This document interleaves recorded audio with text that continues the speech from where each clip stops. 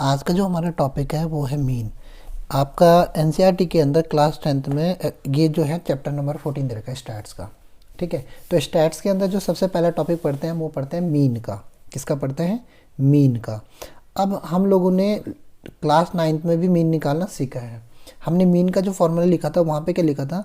वहाँ लिखा था sum of all observation, sum of all observation upon number of observation.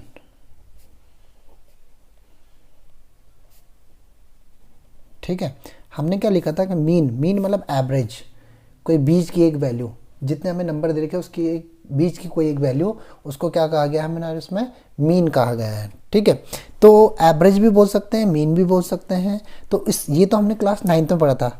Example के तौर पर कि हमारी क्लास में 5 बच्चे हैं, हम मान लेते हैं कि 5 बच्चे हैं, उनका हमने टेस्ट लिया 10 मार्क्स में से। पहले बच्चे के 10 में से 10 आए, दूसरे के 8 आए, एक के 6 आए और एक के 4 आए। ठीक है, और एक बच्चे के 5 नंबर आए। तो बोला कि भाई जो क्लास में जो क्लास टेस्ट हुआ था 10 मार्क्स का, उसमें जो मीन मार्क्स है वो कितना है, मतलब कि एवरेज कितना बन रहा है सारे बच्चों के मार्क्सों के सम का। तो अब हम क्या करेंगे, इन 5 नंबरों का, अब यहाँ पे हमारे पास ऑब्जर्वेशन कितनी है? 5 है। ठीक है, 5 बच्चों का टेस्ट लिया है तो कितनी ऑब्जर्वेशन है? 5 ऑब्जर्वेशन है। अब बोला कि इनका आप मीन निकालिए, एवरेज निकालिए। तो हम क्या लिखते थे? Mean equals to sum of all observation ये तो करते थे क्लास 9th में, हमने सीखा है इसको, upon number of observation, upon number of observation. ठीक है, अब यहाँ पे हमारे पास इनका सम कर देंगे तो हम क्या लिखते थे? जैसे 10 प्लस 8 प्लस 6 प्लस 4 प्लस 5 और डिवाइड बाई कितने टर्म है? 1 2 3 4 5, 5 से डिवाइड कर देते थे। ठीक है, 5 है, 5 से डिवाइड करा। अभी कितना आ रहा? 10 और 6 प्लस 4 10 20 28 28 प्लस 5 33 डिवाइडेड बाई 5, तो 5 6 ज़ा 30 और 5 6 ज़ा 30। तो आपका जो मीन आ रहा है वो आ रहा है 6.6। ठीक है, 6.6 क्या आ रहा है? मीन आ रहा है। अब जो मीन निकालने के तरीके हैं वो आपके 3 मेथड से हम क्या कर सकते हैं? मीन कैलकुलेट कर सकते हैं। ठीक है, अब हमारे पास जो दूसरा तरीका है, ये तो था हमारा इंडिविजुअल सीरीज़ के लिए। अगर हमारे पास डाटा ग्रुप में है तो हम उसमें मीन कैसे करके निकाल सकते हैं वो आपको बताते हैं। पहले हमें उसमें मिड वैल्यू, सबसे पहले हमें कुछ वैल्यू समझनी पड़ेंगी कि मिड वैल्यू कैसे निकालते हैं। ठीक है, मिड वैल्यू, आज मिड वैल्यू क्या होता है? मिड वैल्यू निकालने का जो तरीका होता है वो होता है या क्लास मार्क, क्लास मार्क भी लिख सकते हैं हम। क्या लिख सकते हैं? क्लास मार्क भी लिख सकते हैं, क्लास मार्क भी लिख सकते हैं और मिड वैल्यू भी लिख सकते हैं। मिड वैल्यू इसको लिखते हैं lower limit, limit plus upper limit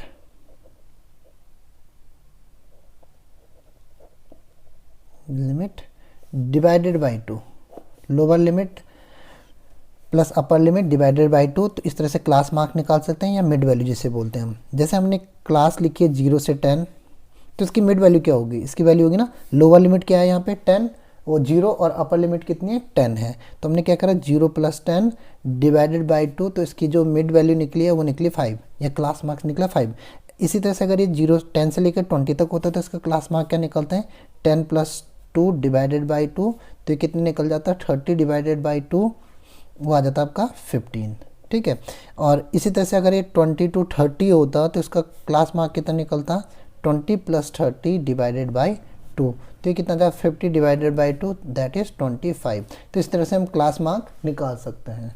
ठीक है, अब मैं एनसीईआरटी का क्वेश्चन एक्सरसाइज 14.1 का पहला क्वेश्चन ले रहा हूँ। ठीक है, 14.1 में जो आपका पहला क्वेश्चन है उसमें जो क्वेश्चन जो बोल रहे हैं वो क्या कह रहे हैं?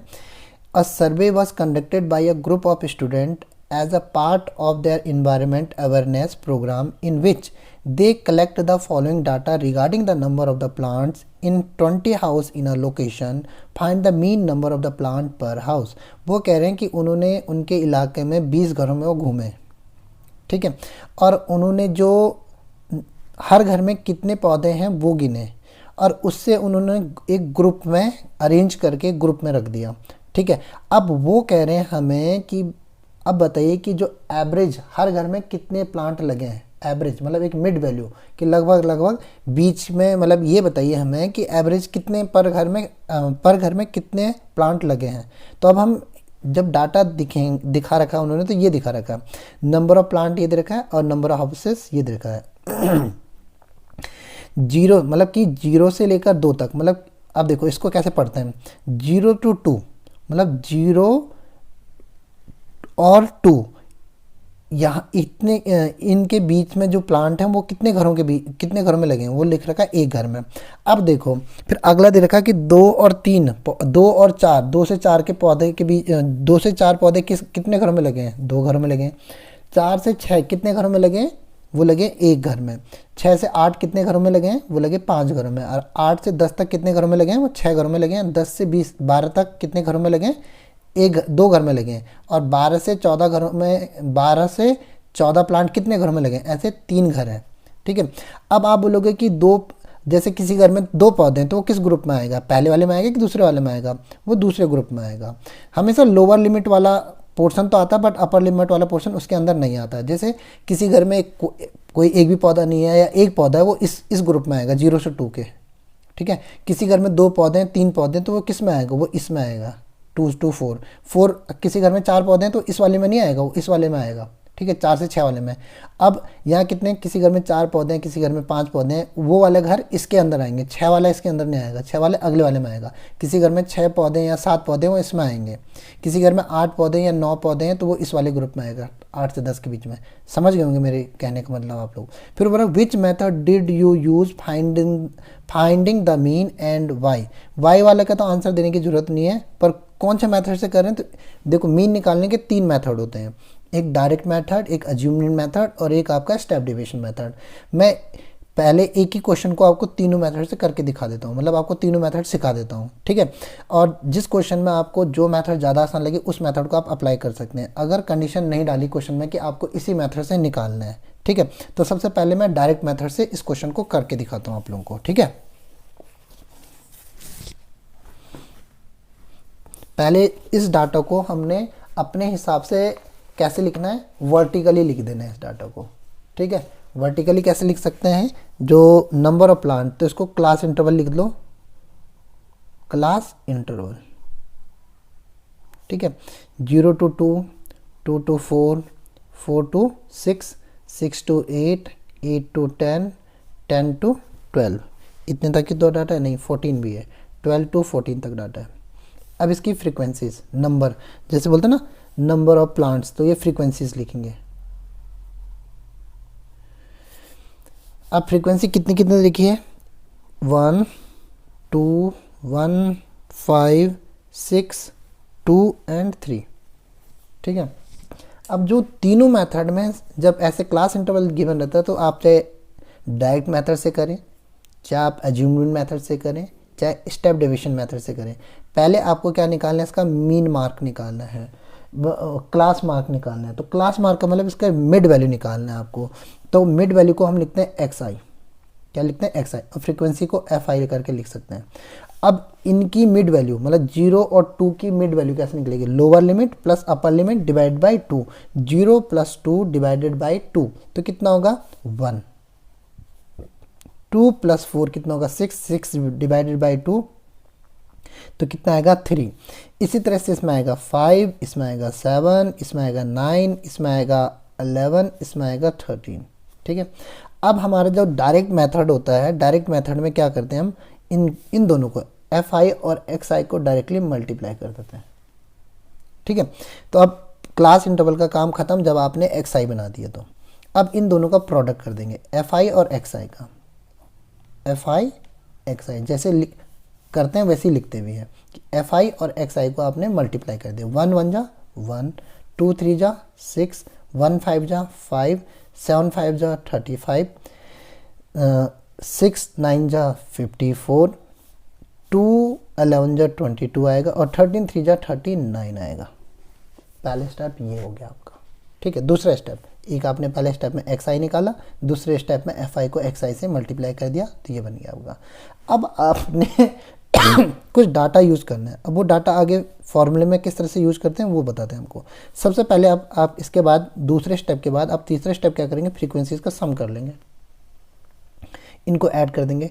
1 + 2 3, 3 + 1 4, 4 + 5 9, 9 + 6 15, 15 + 2 17, 17 + 3 कितना हो गया 20।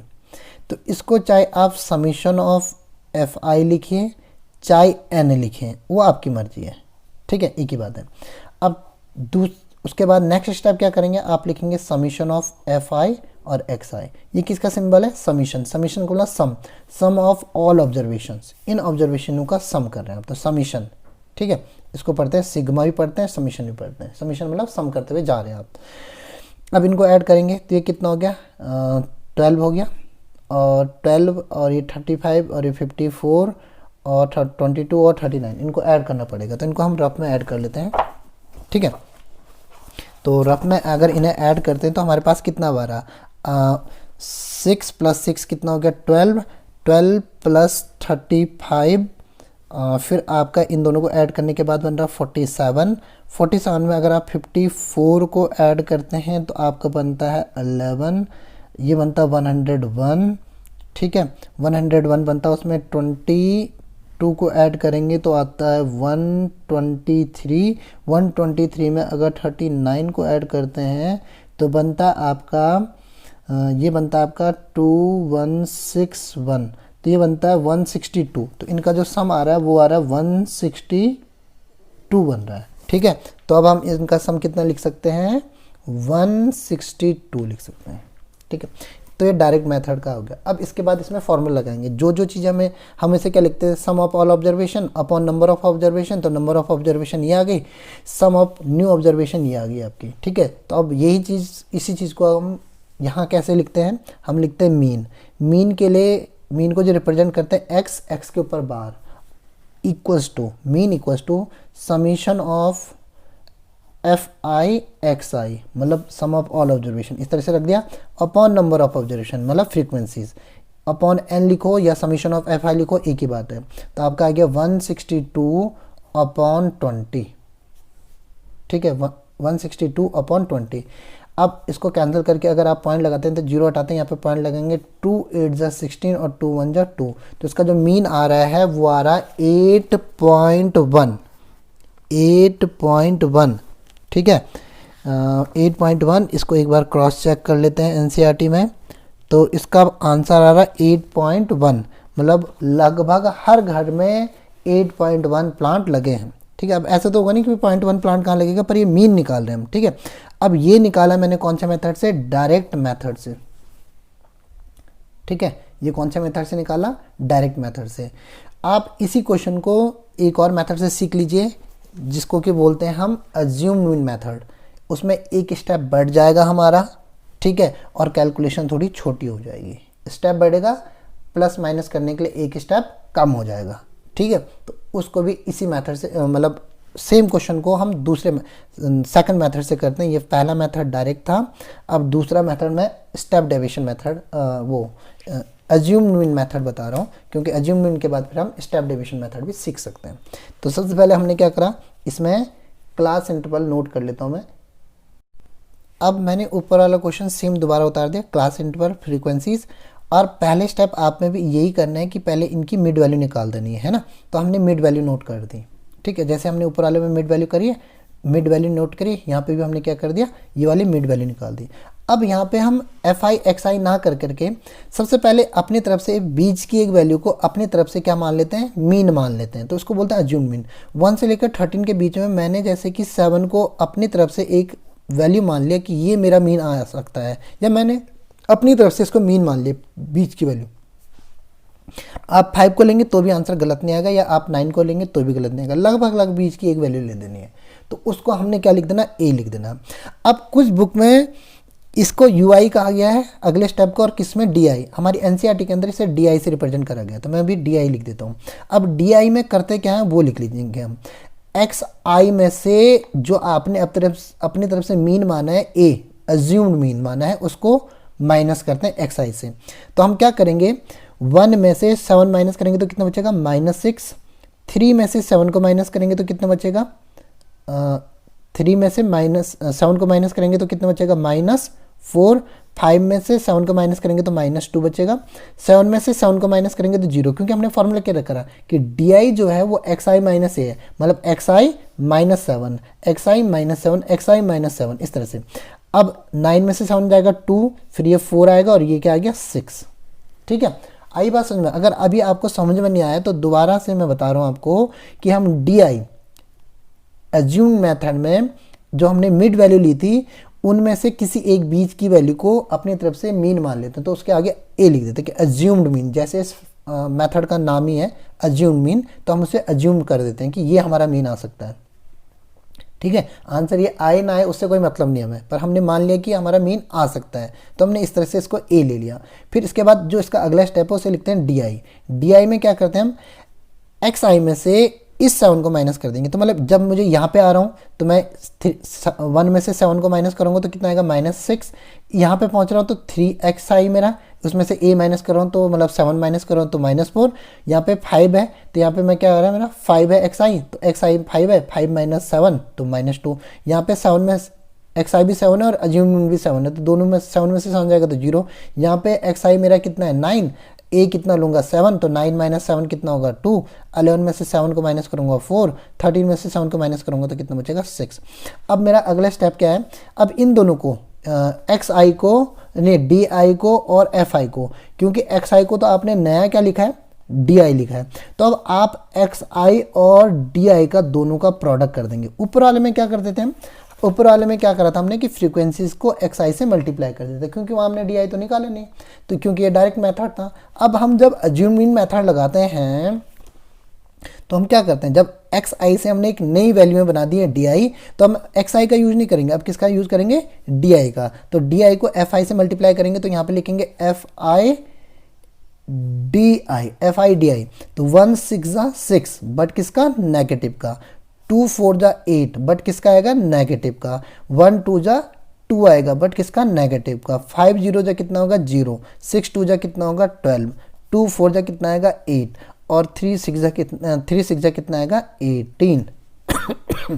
ठीक है, अब जैसे कि हमें पता है कि जो लास्ट में जो बनती है वो सम ऑफ ऑल ऑब्जर्वेशन की तरह ट्रीट करते हैं उसे, तो अब इनका सम कर देंगे। ठीक है, अब इसमें क्या लिखूंगा मैं, summation of FI DI, summation of FI DI। अब ये 3 तो नेगेटिव में, इनको मैं थोड़ा रफली अलग लिख देता हूँ, मैं यहाँ पे तो ऐसे ही लिख रहा हूँ बट आप पेपर में क्या करेंगे इसे अलग से रफ में लिखेंगे। 8 + 2 10, 10 + 6 कितना हो गया 16, ये -16 आ गया। ठीक है, अगर आप ध्यान से देखो तो यहाँ नीचे वाले में कितना है 18 ही इससे हो जाएगा आपका। अब इन तीनों को प्लस कर दोगे तो कितना आएगा, इसको 12 और 18 जो होता है आपका 30 होता है, और ये कितना आ गया आपका 38, 38 में से 16 को माइनस कर दो, है ना, क्योंकि पूरा नेगेटिव में, तो ये कितना आएगा 2 और ये कितना आएगा 2, 22 आ गया 22। ठीक है, अब जो हमारा डायरेक्ट अज्यूम्ड मीन मेथड, जो सेकंड मेथड है वो हमारा अज्यूम्ड मीन मेथड है, उसमें क्या करते हैं हम फॉर्मूला हमारा थोड़ा सा चेंज हो जाएगा। हम क्या करेंगे, मीन इक्वल्स टू A, जो हमने अपनी तरह से अज्यूम करा था A plus summation of FI DI upon N। ठीक है, summation of FI DI upon N। तो हमारी अज्यूम मीन कितना लिया था मैंने यहाँ पे 7, तो 7 लिख दूंगा, प्लस ये कितना निकला था मेरा FI DI का सम, वो निकला है 22 और डिवाइड कर रहा हूँ किससे 20 से। ठीक है, अब इसको सॉल्व करेंगे तो क्या बनेगा, 7 का तो 7, 20, अब सीधे इधर डायरेक्टली डिवाइड कर लीजिए इस वाले पोर्शन को ना, तो 22 को 20 से डिवाइड करेंगे तो एक जीरो हट, यहाँ से जीरो कटेगा तो यहाँ पॉइंट लग जाएगा, 2 1 2 2 1 2 1.1 हो गया। अब इसका आंसर कितना आ गया आपका 7 + 1.1, तो ये कितना आ गया 8.1। पिछले वाले को पिछले मैथड से भी हमारा कितना आ रहा था 8.1, और अज्यूम मीन मेथड से भी कितना आ रहा है 8.1। मेथड कोई सा भी लिखो आंसर सेम ही आएगा आपका, ठीक है। अब मैं सेम क्वेश्चन को स्टेप डेविएशन मेथड से करके दिखा रहा हूँ, ठीक है। मैंने class interval as it is उतार दी, फ्रीक्वेंसी एज इट इज उतार दी और एक्सआई भी एज इट इज उतार दी। अब इसका भी पहला स्टेप वही है कि बीच की किसी एक वैल्यू को क्या मान लेते हैं, मीन मान लेते हैं। तो मैंने उसे उसके आगे क्या लिख सकता हूँ, ए लिख दिया मैंने एज्यूम्ड। और जैसे हमने पिछले कौन से मेथड में अज्यूम्ड इन मेथड में डी आई निकाला था, तो यहाँ पे पहले क्या निकालेंगे, डी आई निकाल देते हैं। चलिए डी आई निकाल देता हूँ मैं इसमें। तो मेरा यू आई के बाद क्या बनेगा, डी आई। तो डी आई निकाल देते हैं। तो डी आई निकालने का तरीका क्या था, एक्स आई माइनस ए, तो ये कितना आएगा आपका -6 -4 -2 0 2 4 और 6। तो आप बोलोगे कि इस मेथड में फिर अलग क्या है, इस मेथड में अलग क्या है कि हम डी आई को और छोटी वैल्यू बना सकते हैं। कैसे, डी आई को लिखते हैं यू आई, यू आई को कैसे रिप्रेजेंट करते हैं, डी आई अपॉन एच, कि इसको हाइट से डिवाइड कर दो, मतलब ये जो क्लास इंटरवलों का गैप है ना उससे डिवाइड कर देते हैं। तो इन क्लास इंटरवलों का गैप कितने का, 2 2 का। तो 6 को अगर मैं -6 को अगर 2 से डिवाइड करता हूँ तो कितना बचेगा, मेरे पास आएगा -3।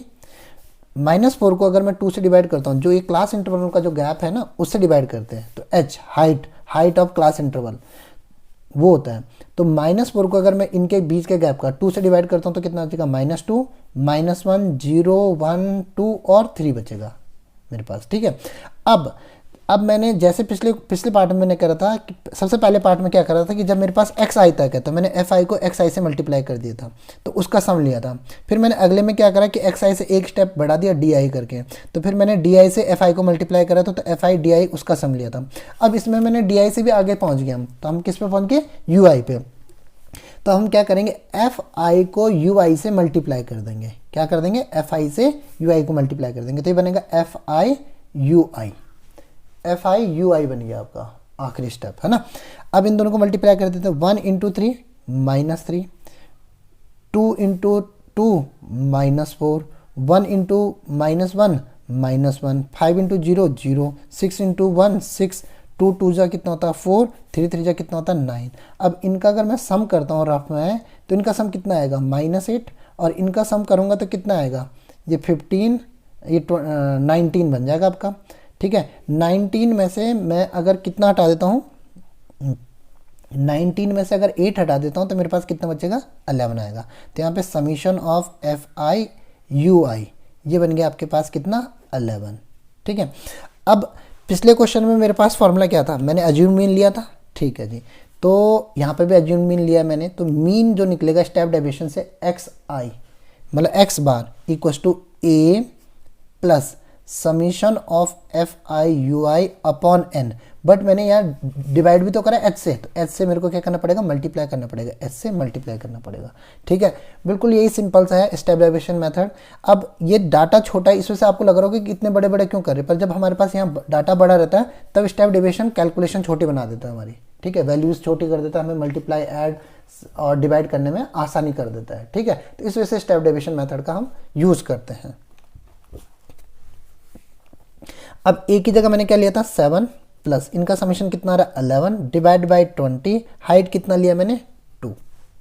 अब 2 की टेबल में 20 तो जाता है, 7 प्लस 11 डिवाइड बाई 20 इंटू 2, 2 की टेबल में 20 कितने बार जाता है 10 टाइम्स। तो ये क्या बन गया 7 प्लस 11 डिवाइड बाई 10, इसमें जीरो उठेगा, पॉइंट आगे लगेगा, इसके आगे लगेगा, तो कितना आ गया 7 प्लस 1.1 इक्वल टू कितना आ गया आपका 8.1 आ गया आंसर। देखो तीनों मेथड से सेम आंसर आया। अभी तो डाटा छोटा है, इस वजह से आपको लग रहा है कि एक ही हम सीधा डायरेक्ट मेथड से कर देंगे तो ज़्यादा आसान रहेगा, बाकी दो मेथड तो बहुत लंबे हैं। बट ऐसा नहीं है, जब वैल्यूज़ बड़ी होंगी, आने वाले क्वेश्चन में देखोगे जब वैल्यूज़ बड़ी होंगी तब आपको स्टेप डेविएशन मेथड सही लगेगा। जिसमें थोड़ा कम बड़ी वैल्यू होंगी वो आपको किस मेथड से, अज्यूम मीन मेथड से ठीक लग जाएगा। और जिसमें वैल्यूज बिल्कुल सिंपल होंगी जैसे इस क्वेश्चन में थी, तो आपको डायरेक्ट मेथड ज़्यादा आसान लगेगा। तो वो आपके ऊपर है कि जब ज़्यादा बड़ी वैल्यूज़ हैं तो आप कौन से मेथड से करना चाहते हो। मैं तो आपको सलाह दूंगा कि जब बहुत ज़्यादा बड़ी बड़ी वैल्यूज़ का यूज़ हो रहा है क्वेश्चन के अंदर, तो आप हमेशा स्टेप डेविएशन मेथड से करें, ठीक है। और जब आपके पास वैल्यूज़ ठीक ठाक है, ज़्यादा बड़ी नहीं है, तो आप कौन सा अज्यूम मीन मेथड का यूज़ करें। और जब बहुत ही सिंपल सी वैल्यू है जैसे इस क्वेश्चन में, तो तब आप डायरेक्ट मेथड लगा लीजिए। क्वेश्चन में अगर आपको बाउंडेशन नहीं है कि आपने इसी मेथड से क्वेश्चन करना, तो तब आप किसी कोई सही मेथड लगा सकते हैं, क्योंकि आप किसी भी एक मेथड को अच्छे ढंग से सीख लीजिए, ठीक है। और अगर क्वेश्चन के अंदर बाउंडेशन आएगी तो अधिकतर बार स्टेप डिविजन से ही बोलते हैं कि भाई इस क्वेश्चन को स्टेप डिविजन से ही करिए, तो तब हमें स्टेप डिविजन आना चाहिए, ठीक है। मेरे हिसाब से तीनों ही मेथड बिल्कुल सिंपल्स हैं, आपको आज आ गए होंगे समझ में, ठीक है। अब मैं एनसीईआरटी के क्वेश्चन, बाकी क्वेश्चन किसी भी मेथड से, किसी भी क्वेश्चन को किसी मेथड से करा दूंगा। जैसे जैसे मेरे को डाटा दिखेगा वैसे वैसे मैं उसको सॉल्व करूंगा, ठीक है। जो मेरे को लगेगा कि डाटा छोटा है तो मैं डायरेक्ट मेथड से करूंगा, जो मुझे लगेगा कि बहुत बड़ा डाटा है तो उसे स्टेप डिविजन से, और जो मुझे लगा कि ठीक ठाक है, चलो इसमें ज़्यादा बड़ी डिजिट भी नहीं है, ठीक ठाक है, तो उसे मैं कौन सी तरीके से डायरेक्ट मेथड से कर लूँगा, ठीक है। ये अज्यूम मेथड से कर लूँगा। तो आपके तीनों मेथड मेरे हिसाब से आपको समझ में आ गए होंगे। क्वेश्चन नंबर सेकंड में वो क्या कह रहे हैं, वो कह रहे हैं consider the following distribution of a daily wages of 50 workers of a factory. एक फैक्ट्री में ना 50 वर्कर काम करते हैं और उन्हें पर डे जो वेजेस मिलती है, मतलब हर दिन का जो सैलरी मिलती है वो किस हिसाब से मिलती है। 500 से 520 रुपीज़ कितने वर्करों को मिलती है, 12 वर्कर को मिलती है। 520 से 540 कितने वर्करों को मिलती है, 14 वर्कर को। और 540 से 560 के बीच में कितने वर्करों को मिलती है, 8 वर्कर को। 560 से 580 तक 6 वर्कर को, और 580 से 600 10 वर्कर्स को। Find the mean daily wages of the worker of the factory by using the appropriate method. मतलब जो मेथड आपको ठीक ठाक लगे या जो आपके हिसाब से सही मेथड है उस मेथड से करिए। मतलब कि डायरेक्ट मेथड, स्टेप डिविजन में वो अज्यूम्ड मेथड और स्टेप डिविजन मेथड, इन तीनों में से कोई से भी मेथड से आप कर सकते हो। अब पहले हम सबसे पहले क्या करते हैं, इनकी मिड वैल्यू निकाल देते हैं। तो मैंने यहाँ पे क्लास इंटरवल और फ्रीक्वेंसीज नोट करके रखी हुई है। इसका जो सबसे पहले एक्स आई, फ्रीक्वेंसीज को एफ आई लिख देता हूँ। एक्स आई बनेगा वो 500 और 520 के बीच की जो वैल्यू बनेगी वो 510, ठीक है। फिर कितना बनेगा आपका 530, फिर 550 और 570 और 590। अगर मैं सोचो डायरेक्ट मेथड लगाता हूँ तो मेरे को एफ आई को एक्स आई से मल्टीप्लाई करना पड़ेगा, मेरे को इतनी बड़ी बड़ी वैल्यू से मल्टीप्लाई करना पड़ेगा। चलो देखते हैं इसकी बीच की value, assumed mean method try करते हैं। 1 2 3 4 5 5 है तो बीच की वैल्यू ले लेते हैं 550, ठीक है। तो एफ आई के बाद क्या लिखते थे हम, डी आई। डी आई कैसे बनता था हमारा बनता था F I minus A. F I frequencies में से ए को 550 को माइनस कर देते हैं, तो 510 माइनस 550 तो कितना हो जाएगा आपका -40। यहाँ पे कितना आएगा -20, यहाँ पे 0, यहाँ पे कितना बन गया आपका 20 और यहाँ पे कितना बन गया 40। अब इससे मल्टीप्लाई 510 550 550 550 570 और 590 को इनसे मल्टीप्लाई करना थोड़ा बड़ी वैल्यू है कि नहीं है। अब इतनी बड़ी वैल्यूज़ को अगर मैं मल्टीप्लाई करता तो मेरे को कितनी बड़ी बड़ी डिजिट मिलती, क्या पता मैं मल्टीप्लाई करने में गलती हो जाती है, ऐड करने में गलती हो जाती है। तो अब देखो ये जब हमने बीच में एक अज्यूम्ड मीन ले लिया, अगर मैं इसे अज्यूम्ड मीन मेथड से करता हूँ तो देखो ये कितनी छोटी हो गई, अभी 40 बन गया, -20 है ना, -40 -20 0 20 और 40, इनसे इसको मल्टीप्लाई करना है। तो भी अब हमारा इसको मल्टीप्लाई करना मतलब थोड़ा ज़्यादा आसान हो गया। अगर मैं इसको स्टेप डिविजन मेथड में लेके चल जाऊँ तो उसमें क्या करते हैं, डी आई के बाद क्या लिखते हैं, u i. You i equal to क्या होता है, d i upon h. H मतलब इनके बीच के गैप से डिवाइड कर देंगे। अब देखो इनके बीच का जो गैप है अगर उससे डिवाइड करें तो 40 को किससे डिवाइड करेंगे, -40 को 20 से डिवाइड करेंगे ना, तो कितना आएगा -2। 40 को -40 को 20 से डिवाइड करेंगे तो -2 आएगा। यहाँ पे -1 आएगा क्योंकि -20 को 20 से डिवाइड करेंगे 1 आएगा। या 0 को किसी भी नंबर से डिवाइड करने पे 0 ही आएगा। और 20 को 20 से डिवाइड करोगे तो 1 आएगा, और 40 को 20 से डिवाइड करोगे तो कितना आएगा, 2 आएगा। अब देखो इनको मल्टीप्लाई करना और भी आसान हो गया, 40 वाले से भी तो आसान हो गया -2, क्योंकि अब 12 को -2 से मल्टीप्लाई करोगे तो क्या बनेगा, एफ आई यू आई। 12 को -2 से मल्टीप्लाई करोगे तो कितना आएगा, -24। 14 को -1 से करोगे तो -14। 0 को किससे मल्टीप्लाई करोगे, 0। 6 को 1 से मल्टीप्लाई करोगे 6, और 10 को 2 से मल्टीप्लाई करोगे तो कितना आएगा, 20, ठीक है। अब यहाँ पे कितने वर्कर बोले थे उन्होंने, इसका सम तो जाहिर सी बात है कितना आएगा, 50, क्योंकि वर्कर ही 50 बोला उन्होंने। अब इनका सम करते हैं हम लोग, है ना। Summation of F I you I, ये कितना बन गया आपका, ये बन गया -34, और ये कितना बन गया 26। 34 में से 26 जाएगा तो कितना बचेगा 8, है ना। कितना बचेगा, 4 इधर 4 इधर 8, -8 आ गया। अब हम करते हैं मीन का फॉर्मूला जो हमें स्टेप डिवीजन के अंदर पता है। Mean equals to a plus summation of F I you i upon n into h. Put कर देते हैं। अज्यूम मीन कितना लिया था मैंने 550 प्लस इसका सम कितना आ रहा है -8, टोटल कितना था यहाँ पे 50 और हाइट कितनी है 20 की है।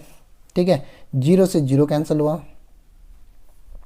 ये कितना आ गया 550 इक्वल्स टू 8 2 जा 16 बट -16 क्योंकि एक प्लस का एक माइनस का ना -16 अपॉन 5। अब इसको रफ में डिवाइड करते हैं तो 5 3 जा 15 और 5 2 जा 10 तो -3.2 आ रहा है, -3.2 550 माइनस कितना आ गया 3.2। तो इसका आंसर हम यहीं पे कर लेते हैं।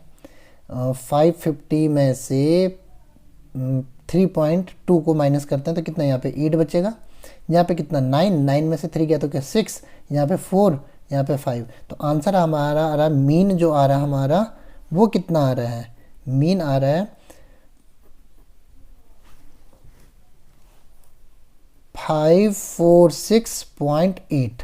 ठीक है, ये मीन आ रहा है। अब देखो हम इतनी बड़ी, अभी तक तो हम मल्टीप्लाई करते रह जाते, 2 स्टेप बढ़ा दिए हमने, मल्टीप्लिकेशन हमारी छोटी हो गई।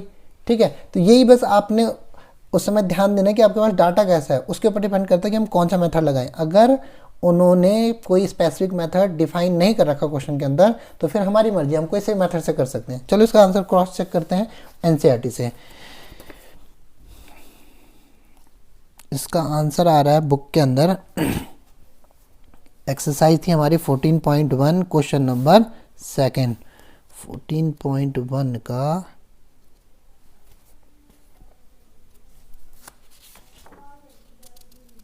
14.1 का क्वेश्चन नंबर 2 का आंसर आ रहा है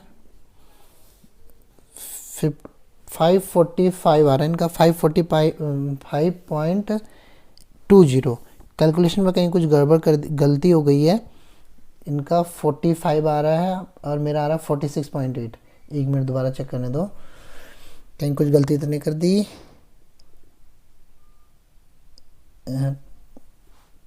12 2 जा 24, 14 1 जा 14 है ना। ओहो, ये तो 38 आ रहा है ना, 38 सॉरी 38 में से हाँ यहाँ गलती कर दी। 38 में से 26 को माइनस करेंगे तो कितना बचेगा हमारे पास, -12 बनेगा है ना। -12। अब यहाँ पे मेरे को -12 लेना पड़ेगा, -8 की जगह एक डिजिट में गलती कर दी। 12 2 जा कितना आ गया 24। अब 24 को अगर मैं डिवाइड करता हूँ तो कितना आएगा, 5 4 जा 20 और 5 8 जा 40, बिल्कुल 4.8। अब 4.8 को अगर माइनस करते हैं, 4.8 को अगर यहाँ माइनस करते हैं तो यहाँ पे 2 आएगा, बिल्कुल सही। या 9 में से 4 गया है तो कितना बचेगा 5। तो ये तो आंसर आता था उनका 545.2 है ना, 540.52।